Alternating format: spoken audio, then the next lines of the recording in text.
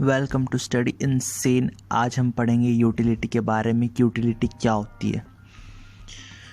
तो वैसे तो काफ़ी सारी इकोनॉमिस्ट ने थ्योरी दे रखी है यूटिलिटी के बारे में, पर मार्शल की यूटिलिटी को हम आइडल मानते हैं। तो जानते हैं यूटिलिटी क्या होती है। कोई भी कॉमोडिटी या कोई भी सर्विस को जब हम परचेस करते हैं, उसको जब हम सेटिस्फेक्शन मिलता है, उस सेटिस्फेक्शन को हम कहते हैं यूटिलिटी। मान लीजिए आप मार्केट जाके आपने फ्रूट्स खरीदे तो आपने फ्रूट्स जब घर आके खाया तो आपको मज़ा आया।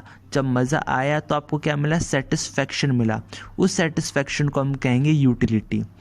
और मान लीजिए आपने ऑटो में बैठे और आप जब घर आए, तो अब जब ऑटो में बैठ के मार्केट से ऑटो में बैठ के जब आप घर आए तो आपको एक सेटिस्फेक्शन मिला कि बिना चले मैं अपने घर पहुंच गया।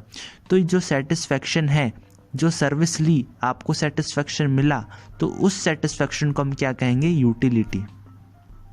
तो मार्क्स ने ये भी कहा है कि वांट और डिज़ायर ये कोरिलेटिव है, ये दोनों एक जैसे हैं या एक भी वर्ड है। ये दोनों वर्ड यूटिलिटी के अंदर में आएंगे, चाहे वो डिज़ायर हो चाहे वो वांट हो। मान लीजिए मुझको प्यास लग रही है, मेरी वांट है और मैं पानी पी लेता हूँ तो मुझे सेटिस्फेक्शन मिला, वो क्या आ गई? मेरी यूटिलिटी आ गई। मान लीजिए मेरी डिज़ायर है कि मैं आम खाऊं, मेरे को आम खाने की ज़रूरत नहीं है पर मेरा मन कर रहा है, अगर वो मैं खाता हूँ मुझे मिलेगा सेटिस्फेक्शन। उस सेटिस्फेक्शन को क्या कहेंगे? यूटिलिटी कहेंगे। तो दोस्तों यहाँ पे दो मेन पॉइंट आते हैं जो कि समझना बहुत इम्पॉर्टेंट है। वो पहला ये है कि कोई भी कॉमोडिटी का अच्छा होना या बुरा होना यूटिलिटी पे डिपेंड करता है। यानी कि मान लीजिए कोई स्मोकर है, वो स्मोक करता है, स्मोक करने वाले को पता है ये हार्मफुल है, पर फिर भी वो स्मोक कर रहा है क्योंकि उसको एक सेटिस्फेक्शन मिल रहा है। तो ये सेटिस्फेक्शन यूटिलिटी है उसकी, तो हम ये यूटिलिटी में कंसिडर करेंगे। वहीं पर अगर कोई दूध पीता है तो दूध पी रहा है तो ये भी इसके वांट में आएगा या डिज़ायर में आएगा, उसको सेटिस्फेक्शन मिला, तो वो किस में कंसिडर करेंगे? यूटिलिटी में।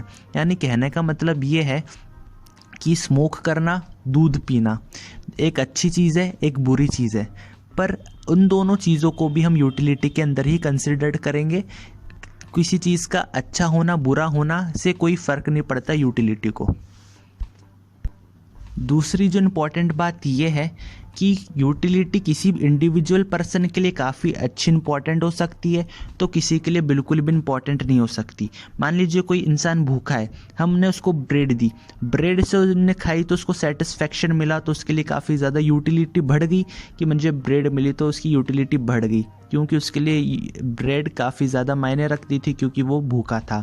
वहीं दूसरी तरफ वो इंसान है जिसको भूख नहीं लग रही, जिसको ब्रेड पसंद नहीं है, हमने उसको ऑफ़र किया ब्रेड और उसने डिनाई कर दिया लेने से, तो उस इंडिविजुअल के लिए ब्रेड की यूटिलिटी क्या है? ज़ीरो है, क्योंकि उसके लिए कोई मायने नहीं रखती यूटिलिटी। तो मार्शल यहाँ पे कहते हैं कि यूटिलिटी हर इंडिविजुअल के लिए डिफरेंट हो सकती है। ज़रूरी नहीं है जो यूटिलिटी एक पर्सन के लिए इम्पॉर्टेंट है वही यूटिलिटी दूसरे पर्सन के लिए भी इम्पॉर्टेंट हो। तो गाइज़ ये था utility in summary. In short हम कह सकते हैं कोई भी कॉमोडिटी या कोई भी सर्विस को हम लेते हैं, हमको सेटिस्फेक्शन मिलता है, उसको हम यूटिलिटी कहते हैं। हर इंडिविजुअल पर्सन के लिए यूटिलिटी अलग अलग हो सकती है, किसी के लिए ज़्यादा तो किसी के लिए कम। और यूटिलिटी का मॉरल और गुड कॉमोडिटी या बैड कॉमोडिटी से कोई लेना देना नहीं होता।